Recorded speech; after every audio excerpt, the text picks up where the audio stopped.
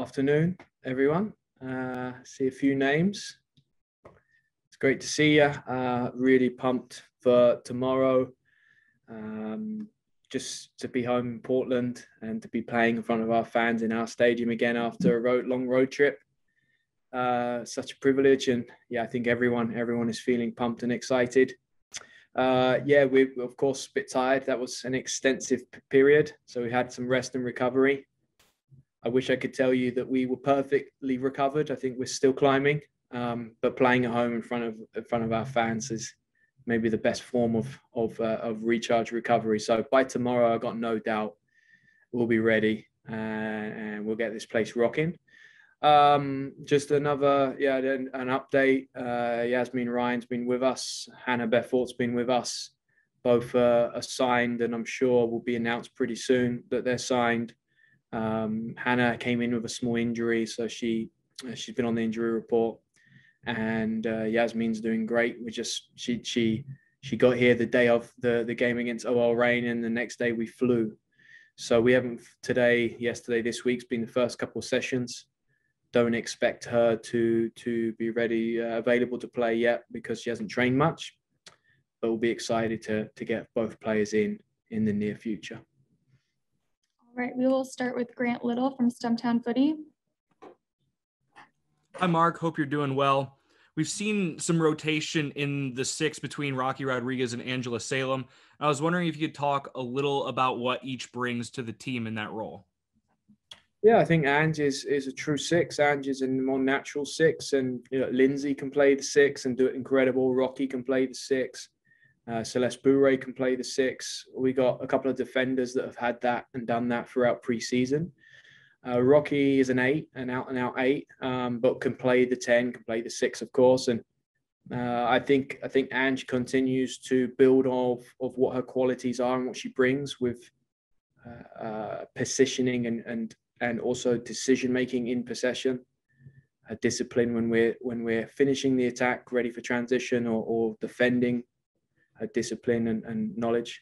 Rocky's done a tremendous job dropping in. It's a new area for her. Of course, she wants to connect and then keep going and get up the field. It's hard in that position, even though we have a lot of fluidity. Six is someone that we always ask to be predictable for us, because we have a lot of rotation around the six. I couldn't be more happy with how Rocky has adjusted. Both players have been building. Rocky had a small injury in pre-season. Ange came in a little bit late. So we haven't had the chance to have both players 90 minutes fit. So I hope we're getting closer. That's the aim. We need both players 100% healthy, 90-minute players, and we're still working to that level. Caitlin Best. Hi, Mark. Two things on Yasmine Ryan and Hannah Bedford. So you said Yasmine has been in training, yeah? Yeah, Yasmine training back in Portland when we were on the road with a group. 4 or 5 players were here, and she's trained this week.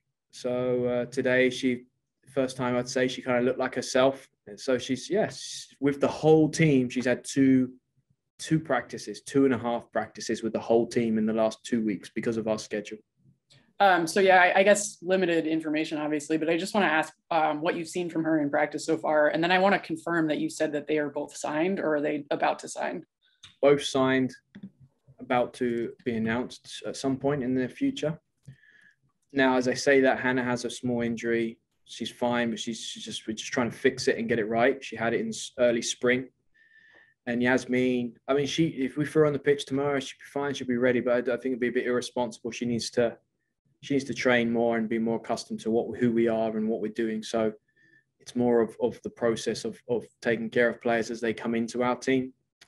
So maybe we see her start entering the 20 in the next couple games after this break, and then of course during the Olympic period. Don't want to force it. Don't want to rush it. And what have I seen? I think you said, what have I seen? I saw the ball flying in the back of the net a couple of times during small-sided today from her. And I see her getting more confident on receiving on the turn and getting on the dribble, connecting. It's been a couple of days. So excited for her just to get a few weeks under her belt. This FIFA date's perfect. We can just train, and a lot of players, our team needs to train and just slow down and focus on the process. We've had quick games and distracted with outcome, and especially when you have a couple of negative results. It's all about the 1% to get the right result through improving performance. But we can really slow down, and like we were in the Challenge Cup, focusing on process and performance. Next is Melina Gaspar of Football Ace. Hi, Mark. So the Thorns are going to face a team that has been praised by Vlad Kondonovsky, and especially their defense, and also has had some good games overall. But according to Christy Holy, the trip to Portland has been almost impossible. So with that in mind, what do you expect from them tomorrow, and how can Portland take advantage of them? Thank you. Yes, yeah, I heard a little bit about the travel. I've been there, seen it, done it. 9 years. Unfortunately, it's happened way too much to me. I remember being in Washington Spirit, trying to get to Chicago. We flew into Wisconsin, I don't know, somewhere, and had to get a rental car and drive 2.5 hours, and one plane here, one plane there.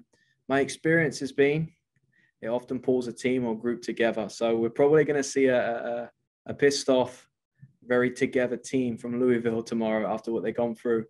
And we all know in this league, when you have a spirit like that, it can have a great impact. So what does that mean for us here? We got to be ready to face that. We got to be ready to face a team that is ready to unleash and work hard for each other.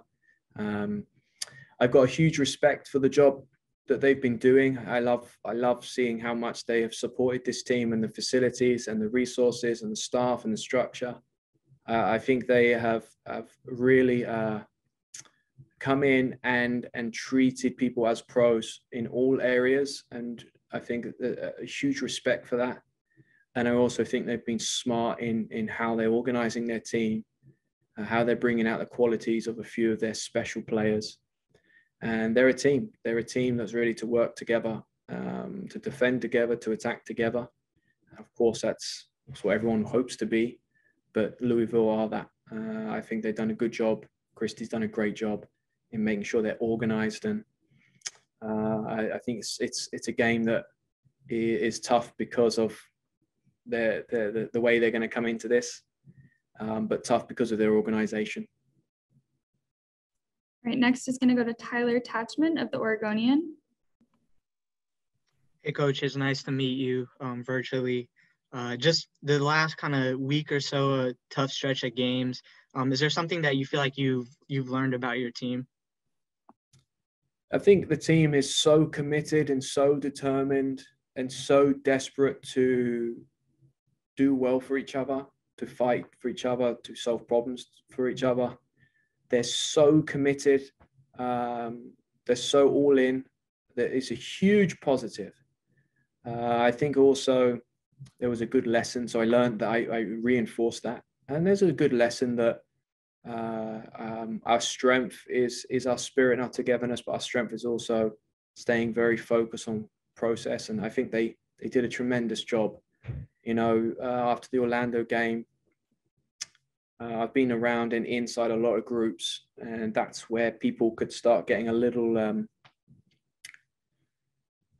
desperate, and behavior can change and tone can change. And I think our group just wanted to work harder to find that 0.5%, 1% that can make the difference. They slowed down rather than sped up, and wanted, got more calm rather than more tense.